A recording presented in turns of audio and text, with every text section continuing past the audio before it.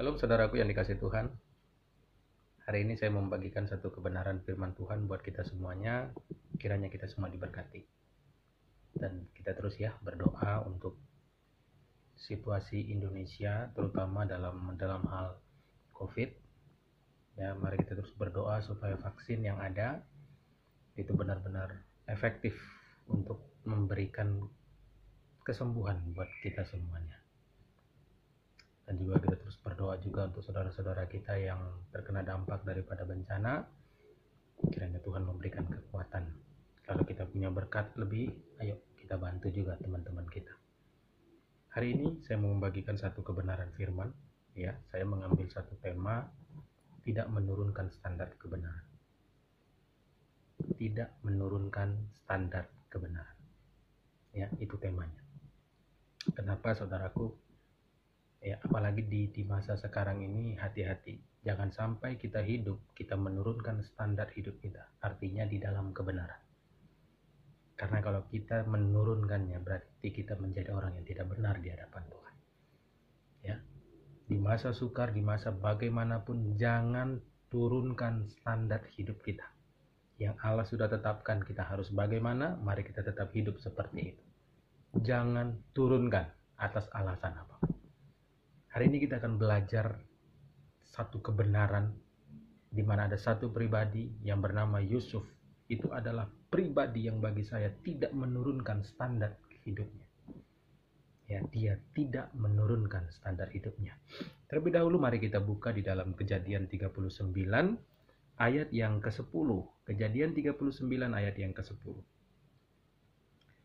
Dikatakan demikian, walaupun dari hari ke hari perempuan itu membujuk Yusuf, Yusuf tidak mendengarkan bujukannya itu untuk tidur di sisinya dan bersetubuh dengan dia. Ya, Kejadian 39 ayat yang ke-10 itu mencatat bahwa nyonya, ya, wanita di situ, perempuan itu yang dimaksud adalah nyonyanya, yaitu istri daripada Potifar. Nah, di mana kalau kita perhatikan di dalam ayat sebelumnya, maka nyonyanya itu memandang Yusuf itu dengan nafsu gitu, sehingga dia menginginkan supaya Yusuf itu ya mau melakukan hubungan suami istri dengan dia. Ya, saudara yang dikasih Tuhan, kalau di dalam terjemahan LAI saya kurang puas dengan terjemahannya. Saya lebih suka ketika saya melihat Kejadian 39 ayat yang ke-10 di dalam terjemahan sederhana Indonesia. Ya, saya bacakan buat kita semuanya. Setiap hari istri majikannya ya berulang kali mengajak Yusuf untuk bersetubuh dengannya. Catat ya, berulang kali setiap hari. Jadi ketika Potifar pergi bekerja, ya mulailah dia ngulah gitu. Kalau istilah orang Karo, ngulah. Berulang kali mengajak Yusuf untuk bersetubuh dengannya, tetapi, nah ini perlu digarisbawahi, Yusuf tetap pada pendiriannya. Ya, Yusuf tetap pada pendiriannya dan menolak setiap ajakannya. Wow. Kalau saya simpulkan dua kata ini, dia adalah pribadi yang tetap pada pendiriannya. Artinya begini, melakukan hubungan suami istri dengan nyonya tuannya ini, itu adalah sesuatu yang berdosa. Di dalam ayat yang ke-9, ya, kalau saya bacakan di dalam Kejadian 39 ayat yang ke-9 dalam terjemahan LAI dikatakan begini. Bahkan di rumah ini, ia tidak lebih besar kuasanya daripadaku, maksudnya Potifar. Dan tiada yang tidak diserahkannya kepadaku selain daripada engkau, sebab engkau istrinya. Bagaimanakah mungkin aku melakukan kejahatan yang besar ini dan berbuat dosa terhadap Allah? Yusuf tahu apa yang diinginkan nyonyanya ini, dosa di hadapan Tuhan.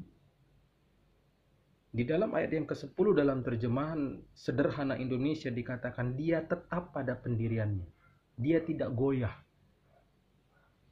Ya, dia tidak mau menurunkan standar hidupnya. Dia tahu kalau dia lakukan keinginan daripada nyonyanya, dia berdosa di hadapan Tuhan dan melakukan kejahatan yang sangat besar, baik kepada Tuhan maupun kepada tuannya sendiri, yaitu Potifar. Ya, sehingga apa, saudara yang dikasihi Tuhan? Saya melihat Yusuf ini adalah pribadi yang berintegritas.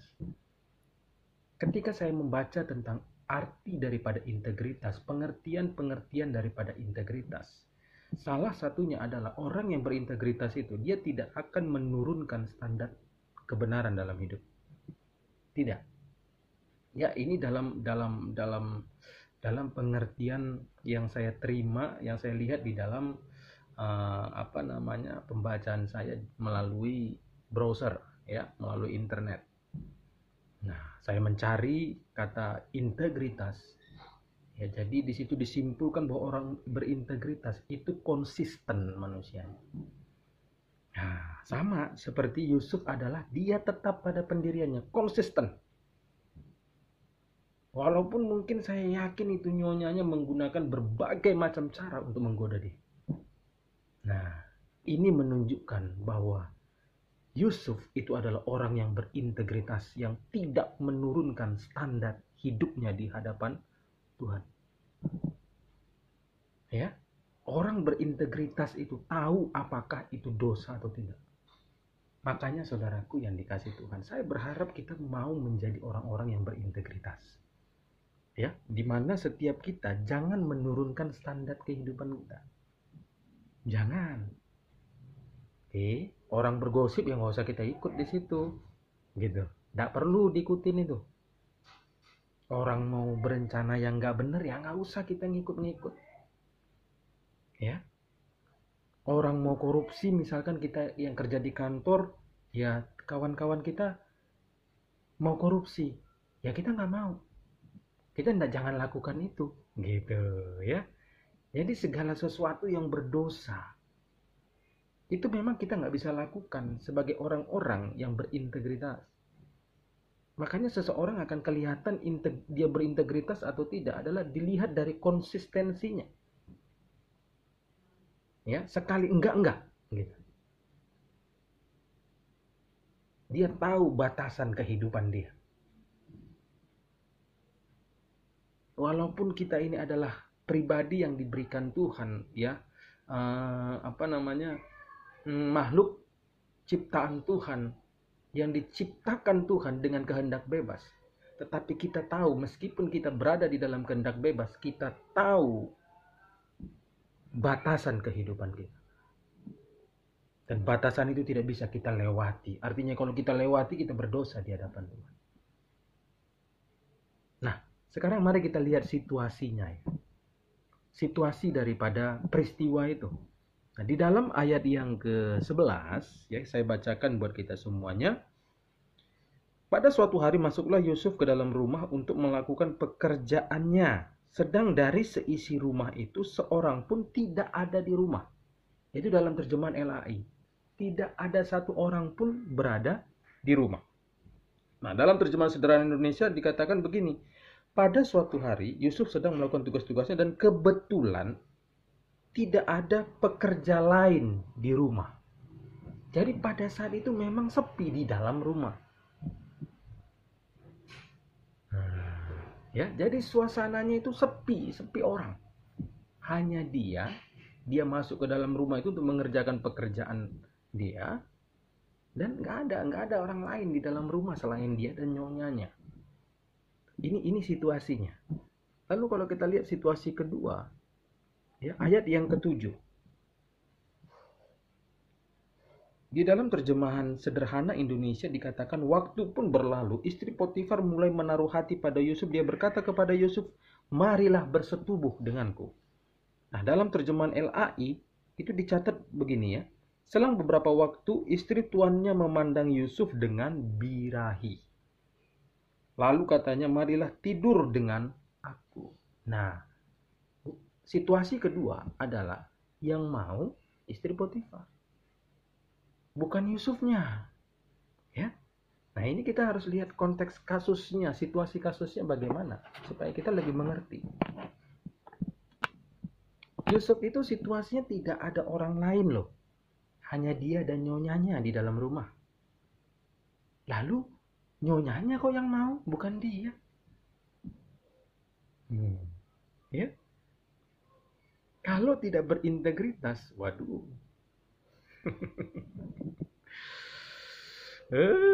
Itu kesempatan itu, bos. Yang mau kan juga nyonya. Lalu ya nggak ada orang, sepi, nggak ada yang lihat. Manusia nggak lihat. Tetapi perhatikan ayat yang ke-10.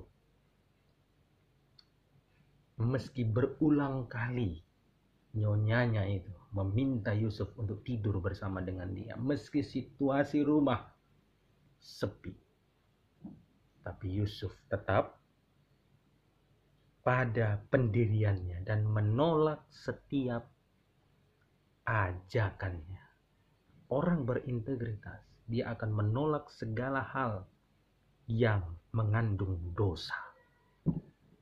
Ya, hati kita. Mungkin kita berkata nggak ada manusia yang lihat. Oh, silahkan, lakukan aja. Ngumpul-ngumpul, gosipin orang, rancangkan jahat untuk orang lain, silahkan, teruskan. Yusuf tahu, meskipun tidak ada orang di rumah itu, tapi Tuhan melihat kehidupan. Ya, kita pun harus sadar itu. Meski tersembunyi dari manusia perbuatan kita, rancangan kita, tapi itu tidak tersembunyi dari Tuhan. Makanya saya pernah buat status prinsip hidup itu, Tuhan tahu segalanya. Jadi yang jahat itu tidak mungkin aman. Nggak mungkin aman. Percayalah. Yusuf tahu situasi itu. Ya, Yusuf tahu bahwa meski tidak ada orang yang lihat, Tuhan pasti lihat. Dan dosa tetap dosa, meski tak ada manusia yang lihat. Dosa tetap adalah dosa. Ayo, ya, jangan turunkan standar kehidupan kita. Jangan. Pegang teguh kebenaran. Sia-sia kita beribadah, sia-sia baca Alkitab.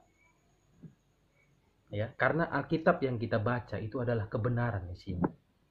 Kita baca kebenaran, lalu kita hidup dalam ketidakbenaran. Ya untuk apa kita baca Alkitab kalau begitu? Kita berdoa, kita intim dengan Tuhan. Ya, kita bergaul dengan Tuhan. Itu berarti kan kita hidupnya pasti standarnya standar Tuhan dong. Standarnya adalah kebenaran. Ya masa bergaul dengan Tuhan tetap hidup jahat, tetap mulut ngegosip, tetap merancang yang jahat. Kan gak ada yang tahu. Iya, menurut kita gak ada yang tahu. Yusuf itu ngerti, Tuhan tahu. Makanya dia berkata di dalam ayat yang ke-9, masa akan aku melakukan kejahatan yang sebesar ini dan melakukan dosa di hadapan Tuhan. Tahu dia. Nah, ya, kita pun harusnya milikilah pikiran begitu. Ya, miliki pikiran seperti itu. Nggak usah badung. Tuhan nggak bisa dipermainkan loh. Itu ada ayatnya, ada pernyataan jelas. Dia bukan Allah yang bisa dipermainkan. Nah, jadi bodoh kita kalau terus menerus merancang jahat sama orang, merasa orang nggak tahu apa-apa. Ya, korup kita diam-diam. Lihat itu para koruptor. Ya memang korupsi nggak ketahuan awalnya. Tapi apakah nggak ketahuan terus? Nah, kita bisa lihat penjara sekarang banyak manusia korup di dalam kan. Itu tandanya kan ketahuan. Itu artinya Tuhan lihat. Kan begitu. Ayo dong jadi orang berintegritas. Ya, jadilah pribadi yang berintegritas. Meski nggak ada manusia yang lihat. Meski itu ada di dalam hati kita. Ingat, Tuhan lihat semuanya itu. Berhentilah melakukan dosa dalam hidup ini. Nggak ada artinya kita melayani. hanya gaya doang di panggung. Untuk apa? Lebih bagus jadi jemaat, duduk dengar firman saja sudah. Muji nyembahlah di bangku itu. Nggak usah kita melayani kalau masih begitu. Ya, sia-sia semua pelayanan kita itu di hadapan Tuhan ya. Meskipun saat kita melayani ya orang merasakan hadirat, orang waktu kita khotbah orang dengarkan kebenaran ya, tapi kalau kita sendiri ya hidupnya jahat, diam-diam, sembunyi-sembunyi bikin yang nggak benar, ya nggak ada artinya. Semua yang kita lakukan itu bagi kita akan ada artinya itu. Ya, saudaraku yang dikasih Tuhan.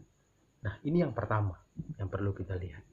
Meski situasi bagaimanapun, Yusuf tahu Allah melihat semuanya. Dan dia tahu bahwa perbuatannya ini, kalau dilakukannya itu dosa di hadapan Tuhan. Dan dia adalah pribadi yang jahat di mata Tuhannya sendiri. Nah, lalu yang kedua. Nah, ini saya lihat ya. Kenapa banyak orang-orang yang takut untuk hidup di dalam kebenaran. Ya. Orang mau menurunkan standar kehidupannya. Meskipun baca kitab, meskipun melayani, tetap jahat aja gitu. Bahkan yang paling gawat itu adalah merasa bahwa ya karena Tuhan keselamatan itu anugerah, jadi bikin jahat pun ya nggak ada masalah. Nanti gampang lah, sorry ya Tuhan gitu. Jadi udah begitu aja. Sorry Tuhan ya namanya manusia kan hilaf. Nah gitu. Minta maafnya pun bukan minta maaf karena sadar, bukan. Nah, saudara yang dikasih Tuhan. Kita itu bisa loh merasa begini, ngapain saya hidup benar? Ya, ngapain aku bertahan dalam kebenaran, melakukan yang benar? Nah begitu. Nah kita lihat ya, ayat 13 sampai 18, nanti saudara silakan baca. Di dalam terjemahan baru, ya mulai ayat 13 nih saya bacakan, nanti saudara teruskan sampai ayat 18.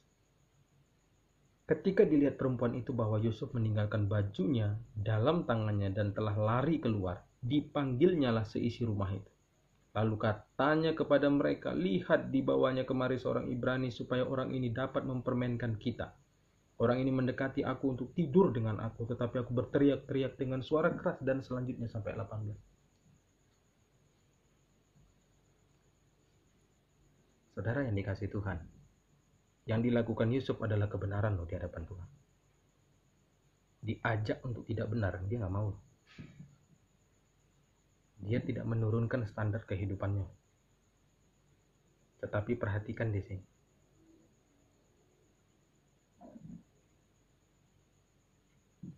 Dusta itu mulai keluar dari mulut istri Potifar. Saudara yang dikasih Tuhan, yang namanya budak, ya dia itu dibeli. Yusuf itu kan dibeli. Jadi Yusuf itu memang nggak punya hak apa-apa. Yusuf itu dibeli. Membela diri pun kurasa nggak bisa itu. Namanya hidup dia udah dibeli. Betapa luar biasanya loh apa yang harus dialami Yusuf. Berbuat sesuatu yang benar, tetapi pada akhirnya nama dia itu tercoreng. Karena nyonyanya berkata, ini orang mau perkosa saya.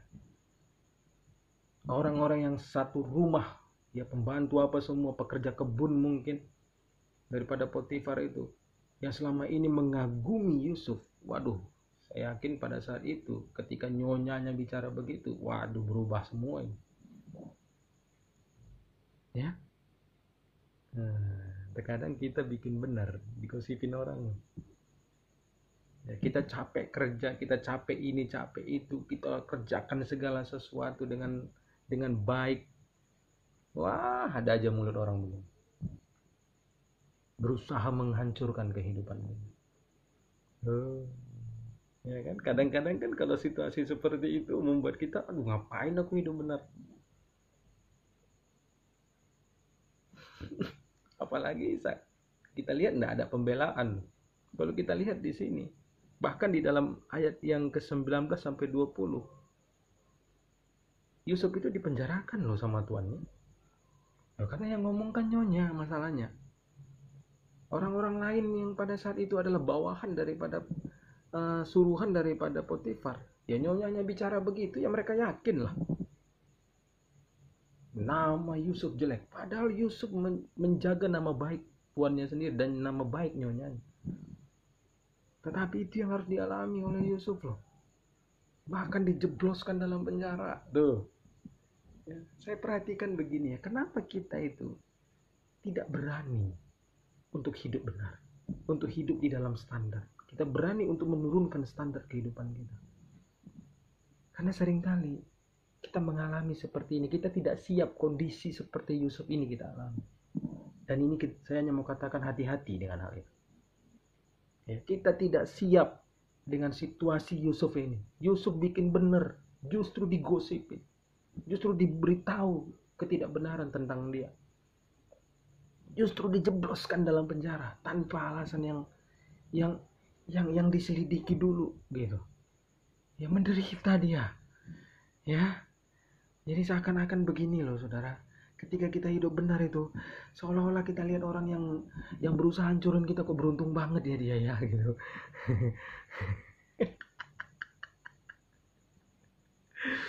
Itu makanya ada ayat Amsal kalau saya tidak salah. Itu jangan kamu iri terhadap orang fasik katanya. Jangan kok iri.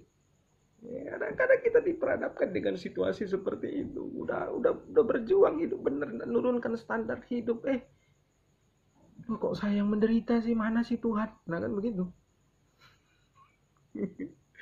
Yusuf kan mengalami itu loh. Seakan-akan tidak ada pembelaan Tuhan loh. Bahkan tuannya yang mempercayakan dia segala sesuatu di rumah itu aja masuk penjara kau.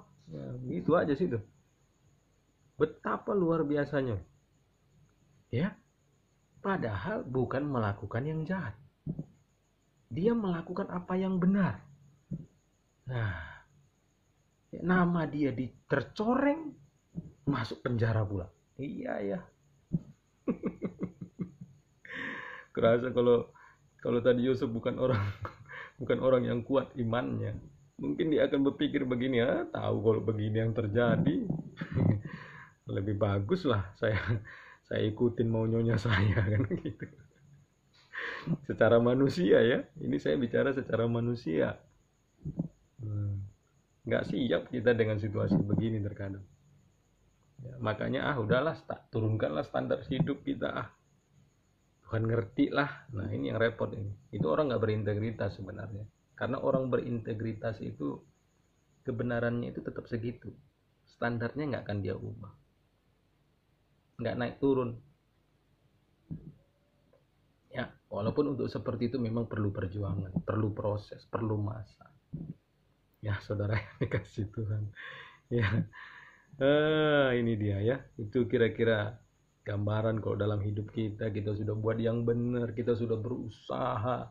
Ada orang nggak ini sama kita, digosipinya, didengar orang pula, ngomong pula deh sama misalkan bos kita. Iya, bos kita lebih percaya pula sama dia. Ya udah habis lah kita. Seolah-olah kalau kita hidup benar itu rasanya kok tertimpa kesialan. Ya kan seperti Yusuf kan seperti ketimpa sial loh itu. Tahu begitu ya. Diikutinya tadi kemauan daripada nyonyanya. Ya kan gak digosipin dan gak masuk penjara dia. Tapi masalahnya adalah dia hidup di dalam dosa jadi. Ya. Saya percaya ya, saya mendapatkan satu hal lagi melalui hal ini. Yusuf tahu. Ya, Yusuf itu seakan-akan mengerti, dia udah siap dengan segala konsekuensi. Karena yang dia lawan ini nyonya.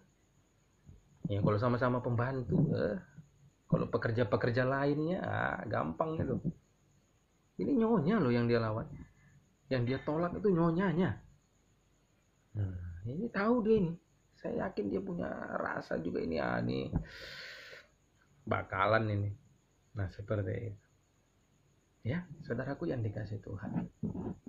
Seringkali saya melihat konsekuensi seperti ini kita tidak siap. Ada di dalam perjanjian baru juga. Ketika orang-orang itu mendengarkan pemberitaan daripada Yesus, Injil yang Yesus sampaikan. Sebenarnya di situ dicatat banyak di antara mereka itu yang percaya. Cuma mereka takut kepada ahli Taurat dan orang Farisi. Takut dikucilkan. Kan begitu. Nggak siap. Hidup benar. Banyak orang memang nggak siap. Saya lihat. Ya. banyak orang nggak siap.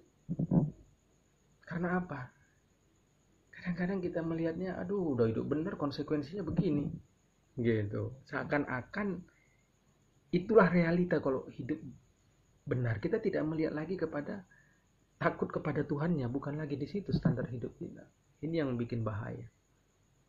Ya, seorang pemazmur juga, Asaf, pernah berkata apa? Sia-sia aku mempertahankan hidupku benar, sedangkan setiap hari aku seperti orang yang hampir binasa, hampir celaka. Nah, dia lihat orang-orang yang hidupnya nggak benar, waduh, gemuk-gemuk, sehat, kan begitu. Ya, nah ini satu peringatan sebenarnya buat kita semuanya. Ya, kita benar aja, banyak orang nggak suka kok. Tapi kalau kita tidak benar, ya Tuhan tidak suka. Itu lebih berbahaya loh. Dibandingkan kalau kita benar, banyak orang nggak suka. Lebih bagus banyak orang nggak suka kita karena kita benar, dibandingkan karena kita tidak benar, banyak orang suka, tapi Tuhan tidak suka. Waduh, yang punya sorga itu Tuhan, bos. Bukan manusia. Tidak ada satu manusia serohani apapun yang bisa mengklaim dia pemilik sorga. Hanya Tuhan. Dan standar orang masuk surga itu hanya hidup dalam kebenaran. Jangan turunkan standar kita. Ayo berjuang kita bersama-sama. Nah, lalu yang ketiga, saat Yusuf hidup di dalam standar Allah, ya, dengan segala konsekuensi. Nah, kita perhatikan ya. Yang pertama, kasus istri Potifar, menurut saya itu ujian gitu, dari Tuhan. Dan saya lihat Yusuf itu lulus. Terkadang kita diperhadapkan Tuhan dengan situasi, bukan Tuhan sengaja ya, tapi terkadang dalam hidup ini kita pasti berhadapan dengan situasi untuk kita memilih. Ini nggak benar, ya bukan benar ya. Ini sesuatu yang tidak benar di hadapan Tuhan. Ada kesempatannya masalahnya, dan nggak ada yang lihat. Apa respon kita? Ya, apakah kita mau melakukan, artinya masuk di dalam kesempatan yang tidak benar itu, meski orang nggak lihat? Orang nggak lihat lakukan, atau kita mau menolak hal itu? Yusuf lulus dalam ujian ini, dan saya yakin ini menjadi satu ujian berat bagi Yusuf untuk membuat dia menjadi seorang pemimpin. Tuhan sudah menyediakan masa depan untuk Yusuf. Kalau dia gagal tadi di sini, habislah Yusuf. Kadang-kadang untuk sesuatu yang wow, secara manusia, secara kedagingan ini memuaskan. Nggak ada yang lihat kok, nggak ada yang tahu. Ingat, Tuhan tahu. Kadang-kadang kita ambil saja. Nggak apa-apalah. Apalagi dengan konsep Tuhan kan baik, penuh kasih. Sehingga bikin dosa saja nggak masalah lah. Nanti tinggal minta ampun aja, udah selesai. Waduh, ini gawat sekali saudara. Ya, ingat baik. Terkadang kita diperhadapkan Tuhan dalam situasi-situasi seperti itu. Nah, mari kita tolak itu. Amin. Lalu yang kedua, saat Yusuf hidup dalam standar Allah, ya, justru penjaralah yang menjadi jembatan Yusuf menuju kursi penguasa. Penjara itu, kenapa saya katakan begitu? Karena dua juru, kepala juru, satu juru minuman, satu juru roti, ya, Raja Firaun pada saat itu marah terhadap mereka dimasukkan penjara. Kalau Yusuf nggak masuk penjara, nggak ketemu dengan yang dua ini. Nah, waktu ketemu dengan yang dua ini sedang bermimpi. Lalu mereka bingung dengan arti mimpi mereka. Yusuf memberikan pengertian kepada mereka. Dan terjadi seperti itu. Ya, nanti saudara lihat di dalam Kejadian 40 ayat yang ke-13 mulai terus. Setelah 2 tahun. Ya. Artinya setelah juru minuman itu kembali kepada jabatannya. Setelah diartikan oleh Yusuf yang melalui anugerah Tuhan ya kepada Yusuf. Akhirnya apa? 2 tahun kemudian Firaun itu mimpi. Nah, waktu 2 tahun itulah waktu Firaun itu bermimpi, si juru minuman ingat kepada dia. Dan dia dipanggil. Disuruh mengartikan mimpi. Tuhan memberikan karunia itu kepada Yusuf. Yusuf mengartikan mimpi itu. Dan akhirnya Yusuf dipilih. Dan dia menjadi orang nomor 2. Penguasa di Mesir. Saudara yang dikasih Tuhan. ketika kita mau hidup dalam standar Allah, kadang kita memang tidak mengerti jalan Tuhan. Kita memang harus mengalami hal yang tidak enak. Karena ternyata, ya, kalau Yusuf tidak masuk penjara, nggak ketemu dia dengan yang dua orang ini. Karena itu jembatannya untuk dia naik nanti menjadi pejabat. Kita nggak tahu masa depan kita bagaimana. Makanya mari dalam hidup ini jangan kita pernah turunkan standar kehidupan kita. Jangan turunkan standar kehidupan kita. Artinya harus tetap dalam kebenaran. Yang tidak benar tinggalkan. Hiduplah terus dalam kebenaran. Meski orang gak suka, meski orang mau olok-olok kita, meski orang merasa ya kau sok kudus sekali kau, ya biarin aja. Dia gak mau kudus ya dialah. Kan begitu. Karena apa?